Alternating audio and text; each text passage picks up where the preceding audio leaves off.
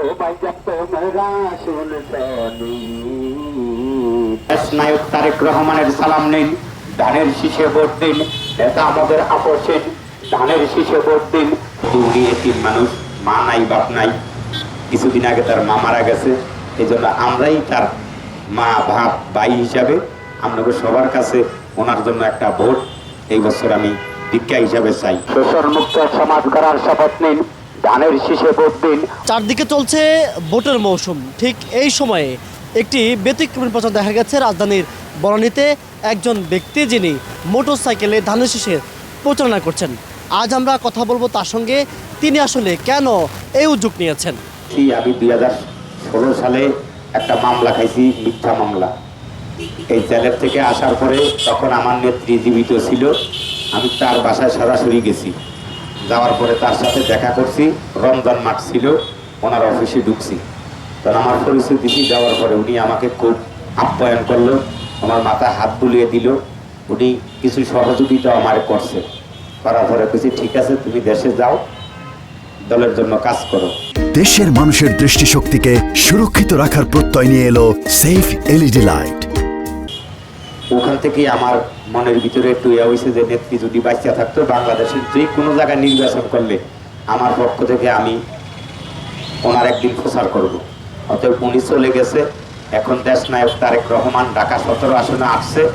আমার এখানে আসার মতো কোনো লোকজন পরিচয় পাই নাই, কারণ পরানদী দলুকার এমপি আলহাজ হাবিজ ইব্রাহিমের মাধ্যমে আমি এখানে আসছি এই দেশ নায়ক তারেক রহমানের জন্য, ঢাকা 17 আসনবাসীর থেকে একটু ভোট চাওয়ার জন্য।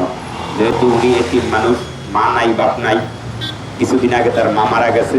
এই জন্য আমরাই তার মা বাপ ভাই হিসাবে আপনাকে সবার কাছে ওনার জন্য একটা ভোট এই বছর আমি ভিক্ষা হিসাবে চাই। এই জন্যই আমি আমার আশা। অসহায় মানুষের পাশে দাঁড়ানোর সুযোগ নিন, ধানের শীষে ভোট দিন। নেতা আমাদের আপোষহীন, ধানের শীষে ভোট দিন। দেশ দরদি তারেক ভাই, ধানের শীষে ভোট চাই। গরিবের বন্ধু তারেক ভাই, ধানের শীষে ভোট চাই। ঢাকা 17 আসনবাসীকে বলে যাই, ধানের শীষ মার্কায় ভোট চাই। না, কোনো ব্যক্তির স্বার্থে না, শুধু দলের স্বার্থে। না, আমি অন্যভাবে আমার নিজের ব্যক্তিগত কোনো অর্থায়ন নাই। আমি একজন খেটে খাওয়া মানুষ, আমি বিগত দিন দলকেই ভালোবাসছি। আমি দলের থেকে কোনো সুযোগ সুবিধাও আমি নেই নেই। আমি দলের প্রচারণায় এই দেশ নায়ক তারেক রহমানের সাথে আমি কয়েকবার চেষ্টা করছি যে আইসা ওনার সাথে একটু দেখা করতে পারি নাই। কারণ নির্বাচন উপলক্ষে যদি আল্লাহর রহমত হয়, এই উসিলায় একটু ওনার সাথে আমি সরাসরি দেখা করার জন্যই আমার এই পদ্ধতি করা। তো আইনের লঙ্ঘনের তো আমি বুঝি কম, এই জন্য আমার এলাকায় যেইভাবে করে আমি সেইভাবেই করি। আমার এটা সীমিত পরিসরে যে কোনো জায়গায় যাইতে পারি, যাই। এই জন্য মানুষের মাঝে একটু উৎসাহ দেওয়ার জন্যই আমি এই পদ্ধতি করছি। ঢাকাতে আজকে 2 দিন গেছে, কালকে কাইম বের করছি। আজকে ওনারা আমার দর্শনে রিকোয়েস্ট করিয়া যে আমাদের একদিন প্রোগ্রামটা করিয়া যান, করছি। ওনারা টাকা আজ আমি নেই। এখানেও আমি আসছি, আমার চরপেশনের যেই নাজিমুদ্দিন আলম সাহেব, ওনার সাথে ভতে আমার সাথে দেখা হয়েছে, ওনার সাথে কোলাকুলি করছি। আর উনি বলছে যে ঠিক আছে, তুমি করো। ভোটের মাধ্যমে তাদের জয়যুক্ত করলে মা বা ভাড়া ভাই হারার শোকটাও যখন তার মনের ভিতরে একটু পর্বত হয়, এই আশাই আমাদের, আর অন্য কোনো কিছু না। সেটা পাশে দাঁড়ানো।